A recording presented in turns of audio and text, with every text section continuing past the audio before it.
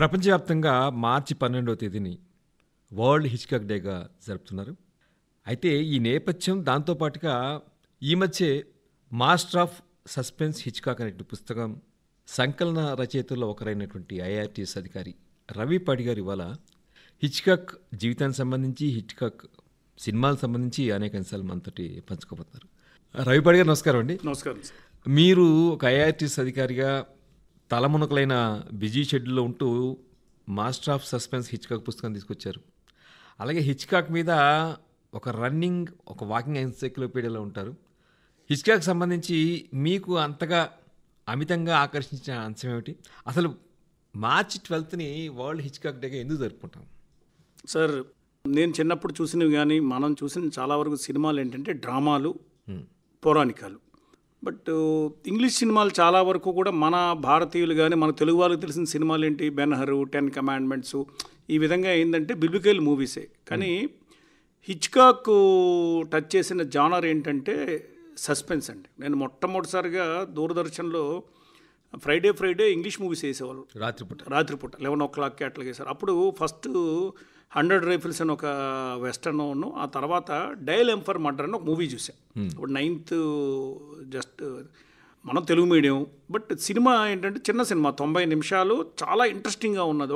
ఒక single bedroom ఫ్లాట్లో ఒక అతను వాళ్ళ ఆవిడని చంపేస్తాడు వేరే ఒక మనిషితో మాట్లాడి. వాడు ఎలా ఇంట్లోకి రావాలి ఏంటి అని తాళం చెవి ఒకటి డోర్ మ్యాట్ కింద పెడతాడు. అది సినిమా. దానికి డైలాగ్స్ గట్ట ఏమొక్కర్లే. అరే, నాకు మొట్టమొదటి నేను ఇంగ్లీష్ సినిమా చూసిందంటే చార్లీ చాప్లిన్, హీమ్యాన్, ఇవి కాకుండా నేను మొట్టమొదటి చూసిన ఇంగ్లీష్ సినిమా అంటే ఈ జానర్లో చూసింది ఇదే. నాకు బాగా ఆకట్టుకుంది. అరే, అంటే సినిమాలు ఈ విధంగా కూడా ఉంటాయా అని పరిచయం. ఆ తర్వాత 10th ఇది అయిన తర్వాత, డిగ్రీ వచ్చిన తర్వాత దెన్ ఈ VHS వీడియో క్యాసెట్స్ ఇవి ఉన్న తర్వాత సినిమాలు మామూలుగా అప్పుడు ఎక్కువ VCPలు ఉండేవి కదండి. ఆ విధంగా చూడడం అది అలవాటు అయింది.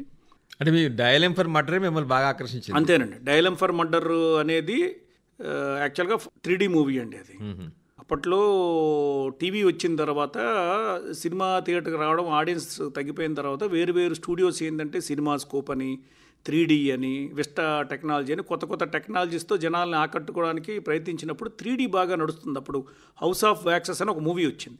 అదే టైంలో 3D తీశారు. అయితే అన్ని సినిమాల్లో ఈ ప్రొజెక్షన్ లేదు. దానివల్ల ఏంటంటే సినిమా వేసిన మొదటి రోజునే 3D తీసేశారు.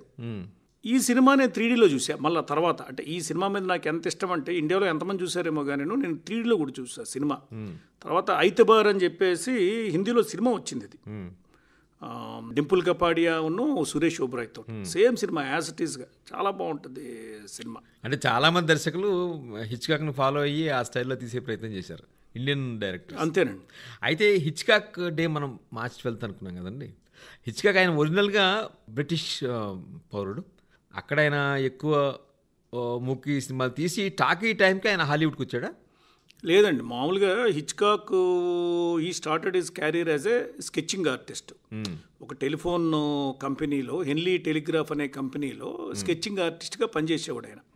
అలా పనిచేస్తూ ఏంటంటే అప్పుడే అక్కడ లాస్కే ప్లేయర్స్ అని ఒక స్టూడియో వచ్చింది లండన్లో. వస్తే అక్కడికి వెళ్ళి జాయిన్ అయ్యి ఏంటంటే అక్కడ మల్టీ టాస్కింగ్ మెనియల్ జాబ్స్ చేస్తా ఏంటంటే అసిస్టెంట్ డైరెక్టర్గా ఉంటూ అసిస్టెంట్ ఎడిటర్గా కూడా పనిచేసేవాడు. ఆ విధంగా ఏంటంటే జర్మనీ వెళ్ళేవాళ్ళు వీళ్ళు. అప్పట్లో పూర్తి ఫెసిలిటీస్ లేక, ఇంకా అప్పుడు టాకీలే కదా. జర్మనీలో ఏంటంటే మ్యూనిచ్లో పెద్ద స్టూడియో ఉండేది. ఇప్పుడు మామూలుగా అప్పట్లో సినిమాలు అని అంటే జర్మన్ సినిమాలే. ఎక్స్ప్రెషనిజం బాగా ఉన్నది అప్పుడు. ఎక్స్ప్రెషనిజం అంటే నీడలు, ఈ స్పైరల్ స్టేర్ కేస్ చూపించడము, అదొక టైప్ ఆఫ్ మూవీ మేకింగ్. అక్కడ వీళ్ళు లాంగ్వేజ్ లేదు కదండి, సైలెంట్ మూకీ మూవీస్కి. అక్కడికి వెళ్ళి అతను ఆ ముర్నో వీళ్ళందరూ కూడా మేకింగ్ దాన్ని నేర్చుకొని వెనక్కి వచ్చిన తర్వాత ఆయన కూడా ఒక 9 సినిమాలు తీశాడండి స్వతంత్రంగా. ఆయన ఏంటంటే 9 ఫస్ట్ ఇంగ్లాండ్లో ఉన్నప్పుడు ప్లెజర్ గార్డెన్ దగ్గర నుంచి బ్లాక్ మెయిల్ వరకు 9 సినిమాలు తీశాడు. ఇన్ఫాక్ట్ ప్లెజర్ గార్డెన్ వచ్చి 100 years ఈ సంవత్సరానికి 1925 మొట్టమొదటి సినిమా అండి ప్లెజర్ గార్డెన్. తర్వాత మౌంటైన్ ఈగల్ తర్వాత ది లాడ్జర్. అయితే ఆయన 2 సినిమాలు రిలీజ్ కాలేదండి.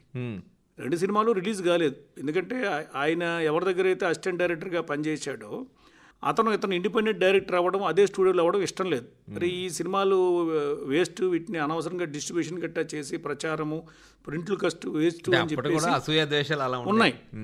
ఆయన కానివ్వలేదు. కాకపోతే అక్కడ ఒక నిర్మాత ఏంటంటే ఇతను లాడ్జర్ అని ఒక సినిమా తీశాడు సీరియల్ కిల్లర్ మీద. అది ఎక్కువగా ఏంటంటే ఇంప్రెషన్ ఆయనకి జర్మన్ డైరెక్టర్స్ ఫ్రిడ్జ్ లాంగు వాళ్ళ యొక్క దానితో చాలా బాగా తీశాడు ఆ సినిమా.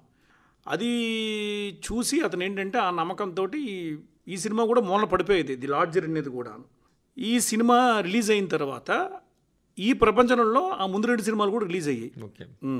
అంటే ఇప్పుడు వాటికి ఏంటంటే సైలెంట్ మూవీస్ ఏంటంటే అప్పుడు వాటిలో లాంగ్వేజ్ లేదు కదంటే, ప్రపంచవ్యాప్తంగా అన్ని చోట్ల చూసేవాళ్ళు. వాటికి ఓన్లీ మధ్యలో ఇంటర్ టైటిల్స్, సబ్ టైటిల్స్ లాగా ఇంటర్ టైటిల్ కార్డ్స్ వచ్చేవి.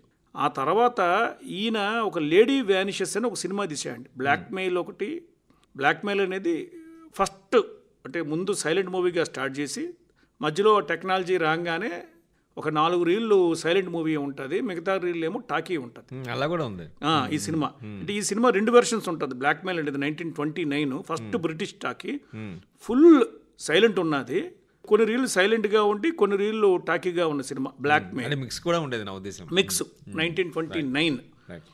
ఆ తర్వాత జమైకా ఇన్ని వరకు తీశాడు సినిమాలు. లేడీ వ్యానిషెస్ అని ఒక సినిమా తీశాడు. ఆ లేడీ వ్యానిషెస్ అనే సినిమా ఏంటంటే ట్రైన్లో జరుగుతుంది. ఆ సినిమాతో ఏంటంటే ప్రపంచవ్యాప్తంగా ఈవెన్ హాలీవుడ్లో కూడాను న్యూయార్క్ ఫ్యాన్స్ అసోసియేషన్ వీళ్ళందరూ కూడా ఆయనకి ఒక అవార్డు ఇచ్చారు. సో అది తీసుకోవడానికి గట్టా వెళ్ళినప్పుడు అక్కడ ఆయనకి బీజం పడింది. ఆ స్టూడియోలు, ఆ పబ్లిసిటీ, ఆ తారాగణము, ఆ బడ్జెట్ అది చూసిన తర్వాత మనం లిమిటెడ్ బడ్జెట్లో ఇది తీస్తున్నాము, మనం అక్కడ రీలోకేట్ అయితే ఎలా అవుతుంది అని అన్న ఆలోచనతో ఆయన 1-2 సార్లు ట్రిప్ వేశాడు. కానీ అప్పుడు స్టూడియో వ్యవస్థ కాబట్టి ఇతన్ని అందుకే స్వీకరించలేదు. అప్పటికే పెద్ద పెద్ద డైరెక్టర్లు ఉన్నారు, సిసిల్ బి, వాళ్ళందరూ కూడా స్టూడియో కాంట్రాక్ట్లో ఉన్నారు, కాలేదు దీనికి. మరి ఎట్లా వచ్చింది అవకాశం? ఈయనకి ఎట్లా వచ్చిందంటే ఈ లేడీ వ్యానిషెస్ అనేది అంతవరకు కూడా హాలీవుడ్లో ఆ విధంగా రాలా. ట్రైన్లో ఒకరిద్దరు వెళ్తూ ఉంటారు, ఎదురుగా ఒక మనిషి ఉంటుంది, ఆ అమ్మాయి కనబడదు. లేడీ ఇప్పుడే వస్తానమ్మా అని అంటారు, ఆ అమ్మాయి కనబడదు. ఆ అమ్మాయి కోసం ట్రైన్ మొత్తం ఎదుగుతారు. వాళ్ళు వెళ్ళి ఒక ట్రైన్లో టీ తాగుతారు, పక్క బెర్త వాళ్ళని అడిగితే అందరూ మేము చూడలేదు అని అంటారు. అట్లా సస్పెన్స్గా చాలా బాగుంటుంది. ఆ నేరేషన్ అది కూడా వాళ్ళకి బాగా నచ్చింది. అరే ఒక ట్రైన్లోనే సినిమా తీసేసాడు ఇతను, చాలా బాగా సస్పెన్స్ ఇది సస్టైన్ చేయగలిగాడు, చాలా చిన్న అతను అన్న దాంతో. అప్పుడు హార్డ్లీ అతనికి 28 years అండి, 28 అట్లా 29 years. దాంతో ఏంటంటే గాన్ విత్ ది విండ్ తీసే డేవిడ్ సెల్జనిక్ అప్పుడు షూటింగ్ తీస్తున్నాడు. ఇతన్ని కాంట్రాక్ట్లో అమెరికాకి పిలిపించుకున్నాడు 1939. ఇతను ఫ్యామిలీతో పాటు వెళ్ళిపోయాడు పూర్తిగా అక్కడికి. మార్చి 12న అతను అక్కడ దిగి 7 సంవత్సరాలు కాంట్రాక్ట్ సంతకం పెట్టాడు.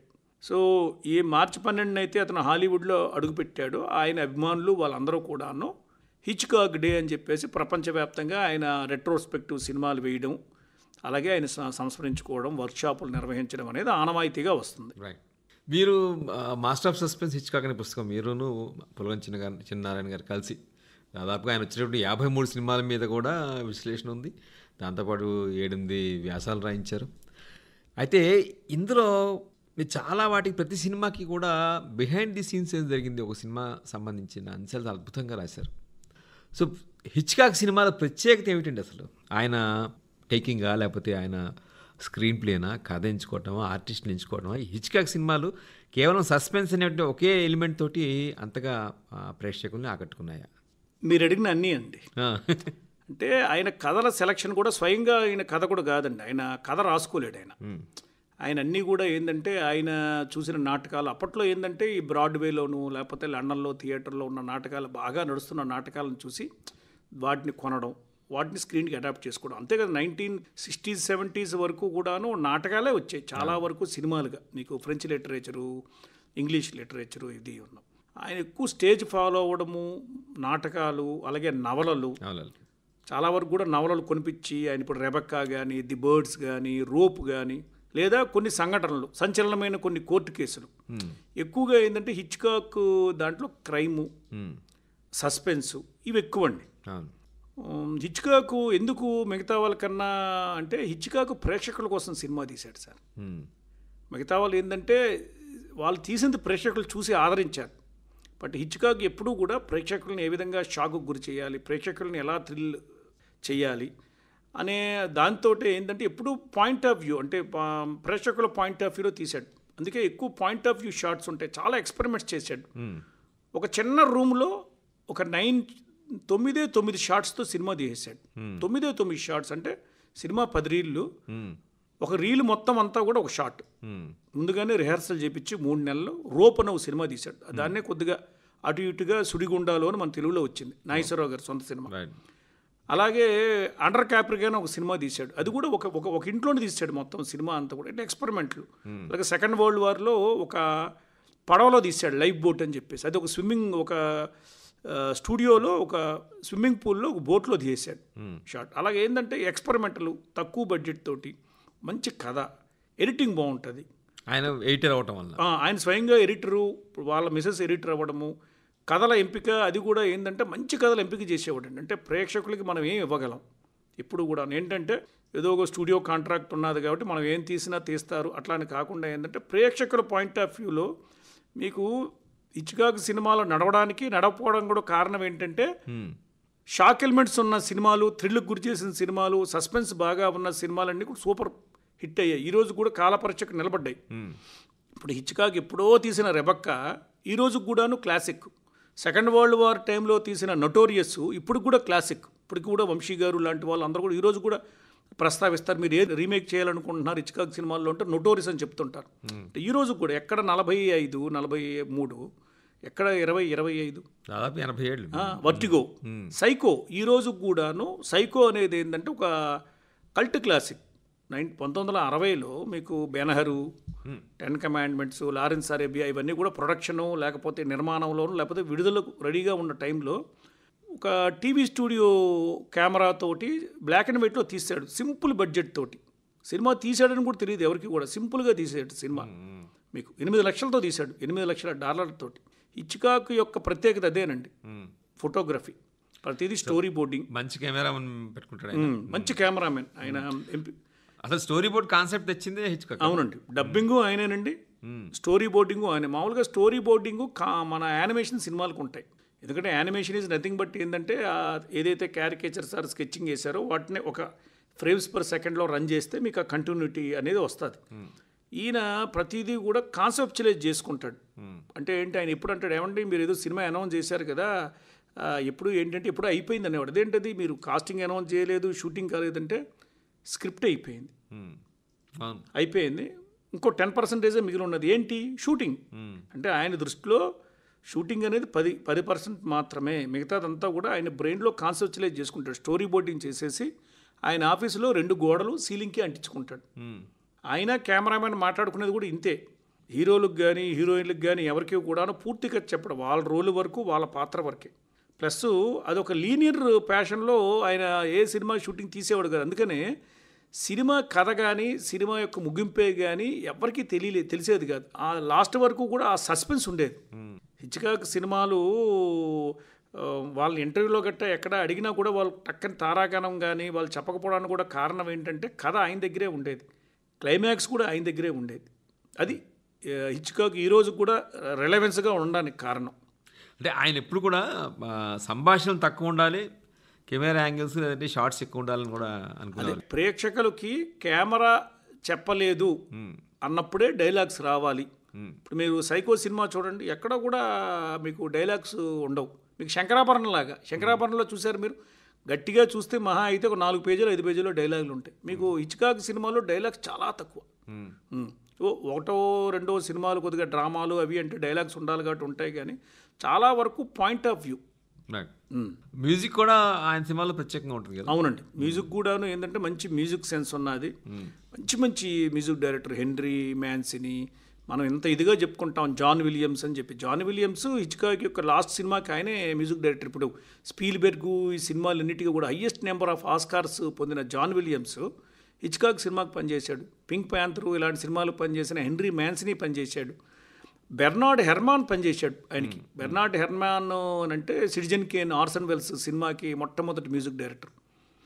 Is very choosy. అంటే ఎక్కడ మ్యూజిక్ ఉండాలో అక్కడే మ్యూజిక్ వస్తుంది, ఎక్కడ మ్యూజిక్ అక్కర్లేదో అక్కడ సైలెంట్గా ఉంటుంది. చాలా వరకు ఇంపార్టెంట్ సీన్స్లో మీకు సైలెన్సే ఉంటుంది, కెమెరానే మాట్లాడుతుంది. హిచ్కాక్ సినిమాలో డైలాగులు ఉండవు, కెమెరాయే మీకు కథ చెప్తుంది. ఇంకోటి visual story telling. Visual story telling అనేది హిచ్కాక్ తోటి స్టార్ట్ అయిందండి. అంటే ఒక విధంగా ఏంటంటే సినీ వ్యాకరణాన్ని రీడిఫైన్ చేశాడు. అంటే సినిమా ఇలా తీయచ్చు, ఇలా కూడా తీయచ్చు అనేది హిచ్కాకే పరిచయం చేశాడు. అలాగే అటు మూకీ ఇటు టాకీ రెండిట్లోనూ ఒక ఈక్వల్ ఫుటింగ్ ఉన్న డైరెక్టర్ కూడా హిచ్కాక్ అనుకుంటా. అవునండి. మీకు ఇప్పుడు 1990, 20 ఆ టైంలో సైలెంట్ మూవీస్ మ్యూనిచ్ వెళ్ళి అక్కడ ఉఫా స్టూడియోలో పనిచేయడం. ఫస్ట్ జర్మనీ వెళ్ళి ఆయన పనిచేశాడు. జర్మనీ వెళ్ళి అక్కడ అసిస్టెంట్ డైరెక్టర్ కింద ఇంగ్లీష్ అంటే బ్రిటిష్ స్టూడియోస్కి అక్కడ పనిచేశాడు. పనిచేస్తూ అక్కడున్న జర్మన్ దర్శకులు, ప్రముఖ దర్శకులు వాళ్ళ యొక్క పనితనము అవి అబ్జర్వ్ చేయడము. ఇక్కడ వచ్చి ఇంగ్లాండ్లో సినిమాలు తీశాడు. 29 నుంచి 39 వరకు కూడా ఒక 10 సంవత్సరాల పాటు టాకీలు తీశాడు. తీసిన తర్వాత హాలీవుడ్ వెళ్ళారు. హాలీవుడ్ వెళ్ళిన తర్వాత మంచి భారీ బడ్జెట్లతోటి సినిమా తీయడము. మొట్టమొదటి స్పై మూవీ జేమ్స్ బాండ్ కథలకి ఈజ్ అ ప్రీకర్సర్. అంటే నార్త్ బై నార్త్ వెస్ట్ అనేది it is mother of all James Bonds movies. North by North వెస్ట్లో ఉన్న సీన్సే ఇప్పటికి 25 అఫీషియల్ సినిమాలు వచ్చాయి, ఒక 4-5 అన్అఫీషియల్ సినిమాలు వచ్చాయి, ఒక స్పూఫ్ వచ్చింది. వీటన్నిటికీ కూడాను నార్త్ బై నార్త్ వెస్ట్ అనేది ముడిసరుకు. ఆ క్రాప్ డస్టర్ విమానం చేజ్ చేసే సీనే కానీ, ఒకళ్ళంటే ఒకళ్ళు ఇది చేయడం కానీ, చేజింగ్ సీన్సే కానీ, దాంట్లో ఉన్న కామెడీయే కానీ అన్నీ కూడా ఈవెన్ మిషన్ ఇంపాసిబుల్కి కూడాను హిచ్కాక్ తీసిన నార్త్ బై నార్త్ వెస్టే. సీరియల్ కిల్లర్ సినిమాలు ఇన్ని వచ్చాయి కదండి, వాటికి కూడాను హిచ్కాక్ సైకో లేకపోతే లాడ్జర్. ఇది మన దర్శకుల్లో కూడా రామ్ గోపాల్ వర్మ మీద చాలా ప్రభావం కనిపిస్తుంది అనుకుంటా. బర్డ్స్ లాంటి సినిమా వంశీ గారు ఇప్పుడు రోబో సినిమా ఉందండి, రోబో 2.0 ఉన్నది. రోబో 2.0లో మీకు హిచ్కాక్ బర్డ్సే. ఆ పక్షులన్నీ కూడా ఒక దగ్గర కూలబడిపోయి చనిపోవడం అనేది బర్డ్స్లో అలా స్ట్రైట్ దాని ఇన్స్పిరేషనే అది. కెమెరా యాంగిల్స్ రామ్ గోపాల్ వర్మ లాంటి దర్శకుడు అంతేనండి. రామ్ గోపాల్ వర్మ గారు ఓపెన్గా చెప్తారు. ఇప్పుడు మా పుస్తకానికి ముందు మాట రాశారు వారు 2వ ఎడిషన్కి. మల్లాది కృష్ణమూర్తి గారు ప్రముఖ నవలా రచయిత. ఆయన హిచ్కాక్ ఆయన ఏ విధంగా ప్రభావితం చేశారు, హిచ్కాక్ శైలి ఏంటి, అంటే ఆయన unique way of film making ఏంటి అని ఆయన కూడా చాలా మంచి ముందు మాట రాశారు పుస్తకంలోనే. మీకు అంతవరకు ఎందుకండి అంటే రాజ్ ఖోస్లా, మీకు ఓ కౌంతి, ఘూమ్నామ్, ఒకప్పుడు హిందీ సినిమాలో అన్ని ఆయన సస్పెన్స్ మూవీస్. విజయానంద్ తీసిన జువెల్ థీఫ్ ఉంది. జువెల్ థీఫ్ ఏంటంటే North by Northwest To Catch a Thief, ఈ 2 సినిమాలు కలిపి తీస్తారు. చూస్తే మీకు అర్థమైపోద్ది. మనకి హిందీలో కూడా బాలీవుడ్లో కూడాను వీళ్ళిద్దరూ కూడాను హిచ్కాక్ తోటి బాగా ప్రభావితం పొందారు. కరెక్టే.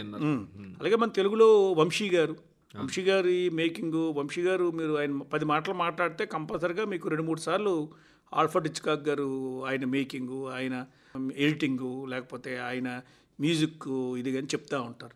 రామ్ గోపాల్ వర్మ గారు అయితే మీకు తెలియదు ఏముంది, హిచ్కాక్ని ఇంటింటికి పరిచయం చేసింది రామ్ గోపాల్ వర్మ గారు. ఆయన కెమెరా యాంగిల్సే కానీ శివనాగేశ్వరరావు గారు కొంతవరకు.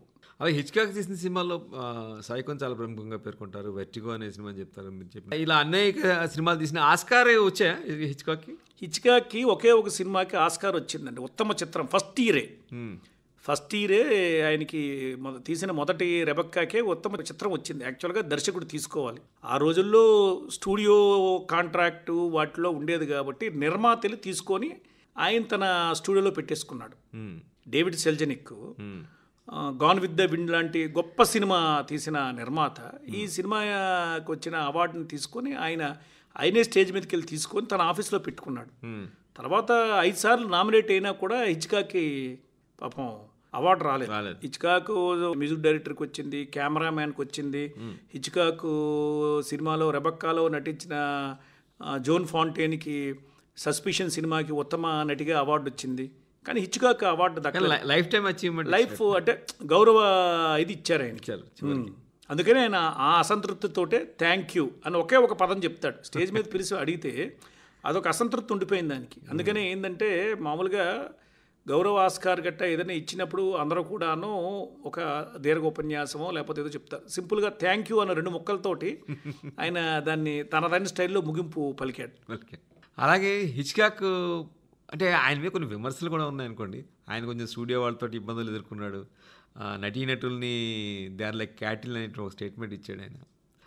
కొంతమంది ఎస్పెషల్లీ ఆయన బ్లాండ్ అంటారు కదా, ఆయన బ్లాండ్ ఫేవరెట్. అంటే ఆయన హీరోయిన్స్ అంతా కూడా బ్లాండ్స్ అండి. గ్రేస్ కెల్లీ కానీ ఎవా హంటర్ కానీ మామూలుగా ఒక్కొక్కరికి ఇప్పుడు వంశీ గారి హీరోయిన్ ఉన్నది, ఒక నల్ల బొట్టు పెట్టి కాటుకు పెట్టి. బాపు గారి హీరోయిన్ విశ్వనాథ్ గారి హీరోయిన్, ఒక్కొక్కరికి ఒక్కొక్క స్టైల్ ఉంటుందండి. ఈయన బ్లాండ్ ఈయన blonde heroines, Hitchcock blondes. Plus heroine characters చాలా పవర్ఫుల్గా ఉంటాయి ఈ సినిమాలో. ఒక విధంగా ఏంటంటే మామూలుగా అంటే ఒకటండి, అంటే బ్లాండ్ అని చెప్పి షోపీస్ కాదు, వాళ్ళకి ఒక బరువైన పాత్రలు ఇచ్చాడు, యాక్చువల్గా రోల్ ఇచ్చాడు. ఇప్పుడు మార్నీ సినిమా ఉందండి. మార్నీ సినిమా అనేది బోల్డ్ విమర్శలు ఎదుర్కొంది. షాన్ కానరీని పెట్టి James Bond cinema Doctor No వచ్చిన వెంటనే తీశాడు మార్నీ అనే నవల్ని. ఆ సినిమా ఏంటి, చాలామంది ఆ సినిమాలో కొద్దిగా స్త్రీని కొద్దిగా హింసించడము ఇది ఉన్నది అని చెప్పేసి దాంట్లో విమర్శలు వచ్చాయి. కానీ ఈ రోజున హిచ్కాక్ యొక్క ఉత్తమ ఫెమినిస్ట్ మూవీ అని చెప్పి దాన్ని ఒక కల్ట్ క్లాసిక్గా పేర్కొంటున్నారు అందరూ.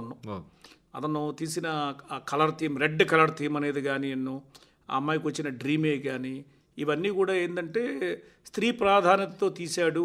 అతనిలో ఏంటంటే వాళ్ళ అమ్మ యొక్క ప్రభావము, అతని భార్య యొక్క ప్రభావము ఎక్కువగా ఉంది కాబట్టి ఆ యాంగిల్లో తీశాడు అని ఇప్పుడు అందరూ కూడా దాన్ని అంగీకరిస్తున్నారు. భార్యని మాట అన్నారు, అల్మా కదా ఆయన భార్య. అల్మా స్క్రిప్ట్ ఆయన ఫైల్ చేసినంత భార్యకే ఇచ్చాడు అనుకుంటా. వాళ్ళిద్దరి మధ్య ఆవిడ స్క్రీన్ ప్లే, చాలా సినిమాలకి ఆవిడ స్క్రీన్ ప్లే రాసిందండి. ఎంత పెద్ద శామ్యూల్ టైలర్ లాంటి వాళ్ళు వచ్చినా కూడా స్క్రీన్ ప్లేకి ఆవిడ ఓకే చేయందే ఏ స్క్రిప్ట్ కూడా ముందుకు వెళ్ళలేదండి.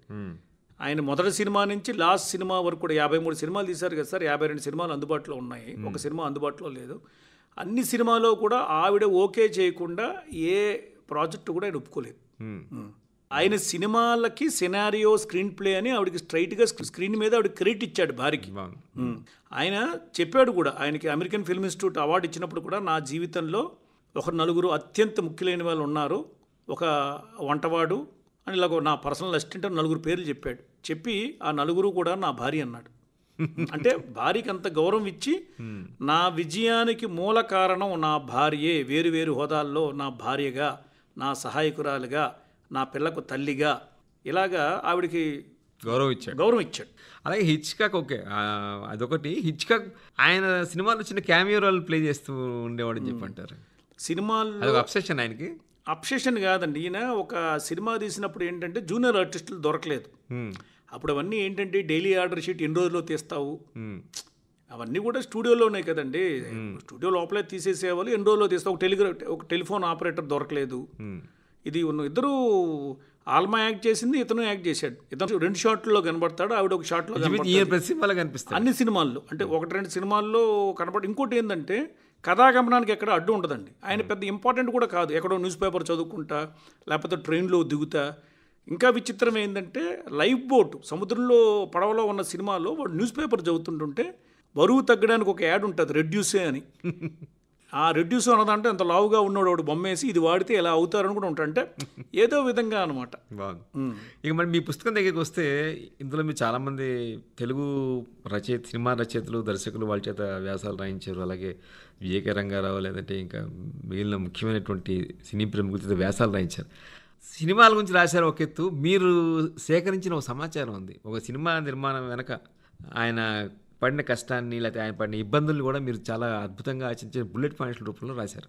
సో అది అంత నార్మల్ విషయం కాదు, ఎట్లా చేయగలిగారు మీరు అది? సార్ ఇప్పుడంటే ఈ ఓటీటీలు ఇవంతా కూడా, ఇంటర్నెట్ ఇవన్నీ కూడా మనకి ఫేస్బుక్, సోషల్ మీడియాలో చాలా వరకు వివరాలు, స్క్రిప్టులు ఇవన్నీ దొరుకుతున్నాయండి. పాత రోజుల్లో ఏంటంటే బ్రిటిష్ లైబ్రరీ, స్పాన్ మ్యాగజీను, లేకపోతే ఫిల్మ్ ఫేరు, టైమ్ మ్యాగజైన్, వీటిలో వస్తుండేవి. మామూలుగా ఏదైనా సినిమా 25 years 30 years ఇట్లా విశేషాలు. నాకు మామూలుగా ఏంటంటే సినిమా అంటే బాగా అభిమానం. సినిమా తెర వెనక విశేషాలంటే అది ఏ విధంగా రూపుదాల్చుకుంది, ఆ తర్వాత ఏమన్నా దాన్ని ఎక్కడన్నా వేరే భాషల్లో తీశారు, ఇదే నాకు ఫస్ట్ నుంచి ఇంట్రెస్ట్. నాకు ఓన్లీ హిచ్కాకే కాదు, హిచ్కాక్ను ఫాలో అయిన బ్రైన్ డి పామా, మార్టిన్ స్కోర్సెసీ, స్టీవెన్ స్పీల్బెర్గ్, ఇట్లాగా Hollywood, British, French, Italian, world cinema మీద బిహైండ్ ద సీన్స్ నాకు బాగా ఇంపార్టెంట్. యాక్చువల్గా ఈ పుస్తకంలో నాకు పులగం గారి ప్రాజెక్ట్ ఇది. కరోనాలో పులగం గారు ఇది ఆయన చేసిన ప్రాజెక్టు, ఆయన కష్టం ఇది. నేను ఆయన ఒక్కొక్కటి ఈరోజు సంగీతం గారు రాశారండి రేర్ విండో మీద మీరు చూడండి అంటే నేను కొన్ని పాయింట్లు చెప్పేవాడిని. తనికెళ్ళ బర్ని గారు రాశారండి, వంశీ గారు రాశారండి, పూరి జగన్ రాశారు, హరీష్ శంకరు, విఏకే రంగారావు అంటే నేను కొన్ని చెప్పేవాడిని. ఆయన పట్టుబట్టి లేదు, మీరు పులగం గారికి 3 నంది అవార్డులు వచ్చాయి, ఆయన 11వ పుస్తకం చేయి తిరిగిన రచయిత. ఆయన పట్టుబట్టి ఈ విశేషాలన్నీ ఉండాల్సిందేనండి, ఇవి ఎక్కడా కూడా వికీపీడియాలో, గూగుల్లో దొరికేవి కాదు అని చెప్పి ఆయన ఇన్సిస్ట్ చేసి నాకు సహరచయితగా దీనికి అవకాశం ఇచ్చారు. జంట రచయితలు ఇది. రచయితలు ఏమన్నా, నేను సహరచయిత, ప్రధాన రచయిత పులగం గారే. సో అవి చాలా ముఖ్యమైన కీలకమైనటువంటి విశేషాలు మీరు అలా సేకరించారు. అవునండి, అంటే మీరు అన్నీ ఎప్పుడో రాసుకున్నామండి. అంటే 1999 శత జయంతి అండి. అప్పుడు వచ్చినవి స్పెషల్ వ్యాసాలని కానీ అవి కానీ, ఆ రోజుల్లో డైరీ అలవాటు మనకి ఉండడము అవి ఉన్ను, వాటి వల్ల ఇవన్నీ కూడా వేరు సందర్భాల్లో వేరు ప్రముఖులు చెప్పినవన్నీ సేకరించామండి. అందువల్లనే ఈ పుస్తకాన్ని మామూలుగా ఇప్పుడు బయటికి రాని వంశీ గారు ఈ మొదటి కాపీని రిలీజ్ చేయడం, అలాగే రెండవ ముద్రణ మెగాస్టార్ చిరంజీవి గారు రిలీజ్ చేయడం గట్ట జరిగింది. రామగోపాల్ వర్మ గారు ముందు మాట రాయడం ఇది జరిగిందండి. అది హిచ్కాక్ గొప్పతనం అండి. హిచ్కాక్ గారిది, పులగం గారిది. తెలుగులో వచ్చిన ఈ పుస్తకం మరే ఇతర భాషలో వచ్చిందా అనేది నాకు అనుమానమే. లేదండి, భారత భాషల్లోనే కాదు ప్రపంచ భాషల్లో హిచ్కాక్ యొక్క 53 సినిమాల మీద ఇలా సినీ రంగానికి చెందిన జర్నలిస్టులు సినీ రచయితలతో రాయించడం అనేది ఇది మొట్టమొదటి ప్రయోగం. ప్రపంచంలో రాలేదండి, ఇట్లా ఎక్కడా రాలేదు. ప్లస్ భారతదేశ భాషల్లో వచ్చిన మొట్టమొదటి పుస్తకం. ఈ పుస్తకాన్ని ఇంగ్లీష్లో తీసుకొస్తే బహుశా దీనికి అమూల్ పాలేకర్ గారు హైదరాబాద్ లిటరరీ ఫెస్టివల్లో పుస్తకం విడుదల కోసం వచ్చిన ఆయన కూడా చూసి చాలా అభినందించారు. తెలుగులో భారతదేశ భాషల్లో వచ్చిందా అని చెప్పేసి. ఇంగ్లీష్ అయితే అంతర్జాతీయ గుర్తింపు. అవునండి. ఏమైనప్పటికీ వరల్డ్ హిచ్కాక్ డే నాడు ఆకాశవాణి స్టూడియోస్కి వచ్చి మాస్టర్ ఆఫ్ సస్పెన్స్ హిచ్కాక్ పుస్తకంతో పాటు హిచ్కాక్ సినిమాల గురించి, ఆయన చేసిన ప్రయోగాల గురించి చాలా డీటెయిల్డ్గా మా శ్రోతలకు తెలియజేశారు. మీకు చాలా కృతజ్ఞతలు రవిపాడి గారు. నమస్కారం అండి. నమస్కారం అండి.